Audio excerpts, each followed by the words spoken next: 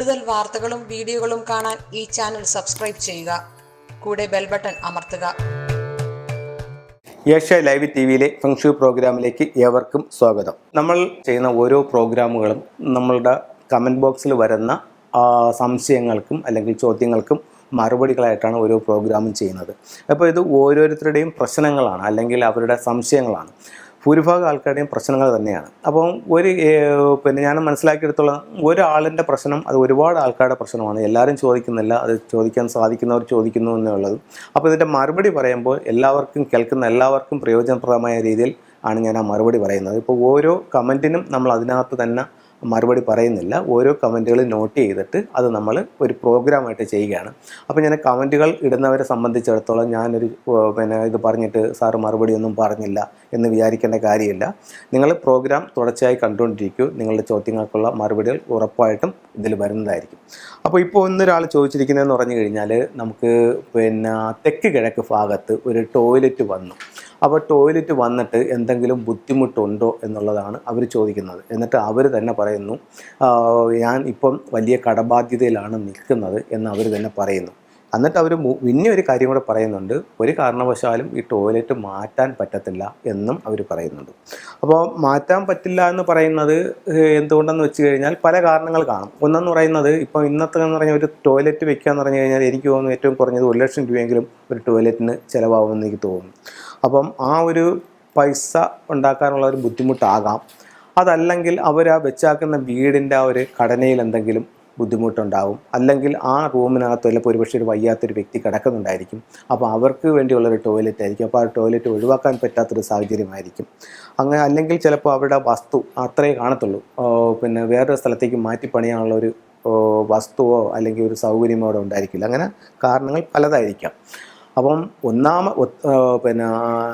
എടുത്തു പറയുകയാണെങ്കിൽ ആദ്യം പറയേണ്ടതെന്ന് പറഞ്ഞാൽ ആ ടോയ്ലറ്റ് അവിടെ നിന്ന് മാറ്റുക തന്നെയാണ് ചെയ്യേണ്ടത്.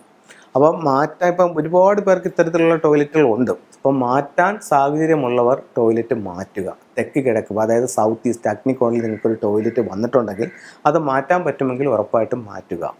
അതല്ല നിങ്ങൾക്കത് മാറ്റാൻ പറ്റുന്നില്ല എന്നുണ്ടെങ്കിൽ പിന്നെ നമുക്കതിൻ്റെ പരിഹാരങ്ങളിലേക്കാണ് പോകുന്നത്. അപ്പോൾ ഈ പരിഹാരങ്ങളെ തേടി പോകുമ്പോഴാണ് ഫെങ്ഷുയുടെ മഹത്വം.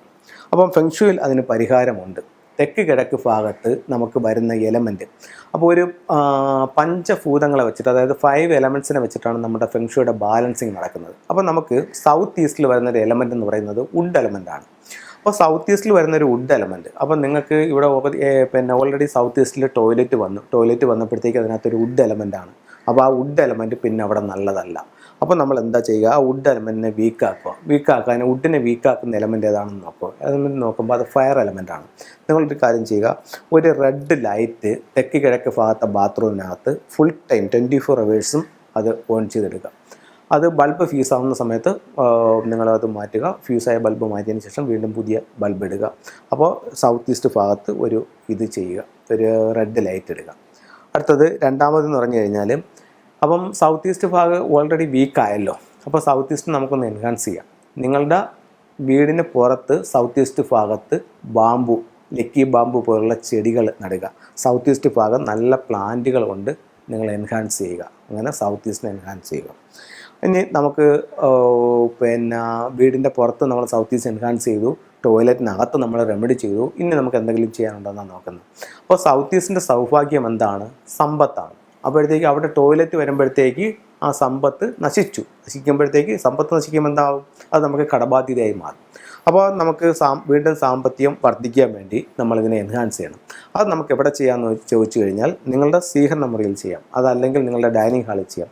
ഡൈനിങ് ഹാളിൻ്റെ സൗത്ത് ഈസ്റ്റിൽ നിങ്ങൾക്ക് വെൽത്ത് സിമ്പിൾസായിട്ട് ഒരുപാട് സിമ്പിൾസുകൾ കിട്ടും. അപ്പം അത് നിങ്ങൾ വാങ്ങിച്ച് നിങ്ങൾക്ക് സൗത്ത് ഈസ്റ്റ് എൻഹാൻസ് ചെയ്യാം.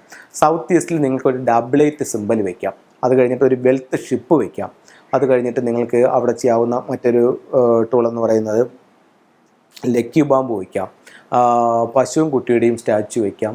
വെൽത്ത് ഷംബാല എന്ന് പറഞ്ഞിട്ടൊരു ഗോഡിൻ്റെ സ്റ്റാച്ചു വാങ്ങിക്കാൻ കിട്ടും, അത് വയ്ക്കാം. അങ്ങനെ പല ടൂളുകൾ ഉപയോഗിച്ച് എല്ലാ ടൂളുകളും വയ്ക്കേണ്ട എന്ന് പറഞ്ഞു കഴിഞ്ഞാൽ നമ്മളുടെ ആവശ്യം അനുസരിച്ച് നമുക്കത് ക്രമീകരിച്ചാൽ എല്ലാ ടൂളും വയ്ക്കേണ്ട കാര്യമില്ല. ഒരു ആവശ്യത്തിന് 1-2 ടൂളുകൾ ഒരു ദിക്കിൽ വെച്ചാൽ മതിയാവും. കൂടുതൽ ടൂളുകൾ വയ്ക്കേണ്ട ആവശ്യം ഇല്ല.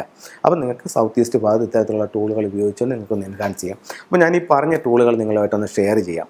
ഇതെന്ന് പറയുന്നത് ഇതാണ് ആ ഒരു 88 എന്ന് പറഞ്ഞൊരു സിമ്പൽ. ഇത് നിങ്ങളുടെ സ്വീകരണ മുറിയുടെ സൗത്ത് ഈസ്റ്റിൽ വെക്കുമ്പോഴത്തേക്ക് സാമ്പത്തികമായിട്ട് അഭിവൃദ്ധി ഉണ്ടാകും. അപ്പോൾ ഇത് സൗത്ത് ഈസ്റ്റിൽ വയ്ക്കാം. അത് കഴിഞ്ഞിട്ട് നിങ്ങൾക്ക് അവിടെ വയ്ക്കാവുന്ന മറ്റൊരു ടൂൾ എന്ന് പറയുന്നത്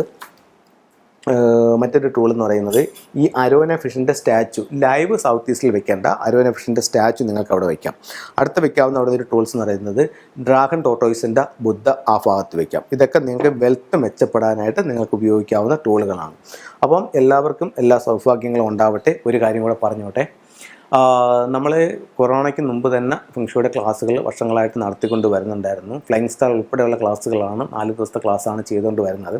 അപ്പോൾ ഇപ്പം കൊറോണ സമയത്ത് നമ്മൾ ആ ക്ലാസ്സുകളൊന്ന് നിർത്തി വെച്ചിട്ടുണ്ടായിരുന്നു. അപ്പോൾ ഒത്തിരി ആൾക്കാർ ചോദിച്ചുകൊണ്ടിരിക്കുന്നു വീണ്ടും ക്ലാസ് ഡിസംബറിൽ സ്റ്റാർട്ട് ചെയ്യുന്നുണ്ട്. അപ്പോൾ താല്പര്യമുള്ളവർക്ക് 1 ഡേ ക്ലാസ് ആയിട്ടാണ് ചെയ്യുന്നത്. അതായത് ബേസിക് ഫെങ്ഷു, അതായത് ബേസിക്കായിട്ട് ഫെങ്ഷുയുടെ എന്തൊക്കെ കാര്യങ്ങൾ നമ്മൾ അറിഞ്ഞിരിക്കണം, ആ 5 എലമെൻറ്റ്സ്, അതിൻ്റെ ആ ഒരു വർക്കിംഗ് തിയറി, പിന്നെ നമുക്ക് ഓരോ ടൂളുകൾ, പിന്നെ നമ്മുടെ കുവാ നമ്പർ കണ്ടുപിടിക്കുന്നത്, അങ്ങനെ ഒരു വീട് നമുക്ക് നിങ്ങളുടെ വീട്ടിലേക്ക് നിങ്ങൾക്ക് കടന്നു ചെന്നിട്ട് നിങ്ങൾക്ക് തന്നെ സ്വയം മനസ്സിലാക്കാം എൻ്റെ വീട് എന്താണ് ഫെങ്ഷു പ്രകാരം ദോഷം, അത് എന്തുകൊണ്ടാണ് വന്നിരിക്കുന്നത്, അതിനെ നിങ്ങൾക്ക് എങ്ങനെ കറക്റ്റ് ചെയ്യാമെന്നുള്ളത്. ഫ്ലൈങ് സ്റ്റാർ ഇതിൽ വരില്ല. ബേസിക് ആയിട്ടുള്ള കാര്യങ്ങളെല്ലാം ഇതിനകത്ത് നിങ്ങൾക്ക് പഠിപ്പിച്ചു തരുന്നതാണ്. 1 ഡേ ക്ലാസ്സാണ്. താല്പര്യമുള്ളവർ നേരത്തെ കൂട്ടി രജിസ്റ്റർ ചെയ്യേണ്ടതാണ്. എല്ലാവർക്കും എല്ലാ ഐശ്വര്യങ്ങളും ഉണ്ടാവട്ടെ എന്ന് പ്രാർത്ഥിച്ചുകൊണ്ട് നിർത്തുന്നു. നന്ദി, നമസ്കാരം.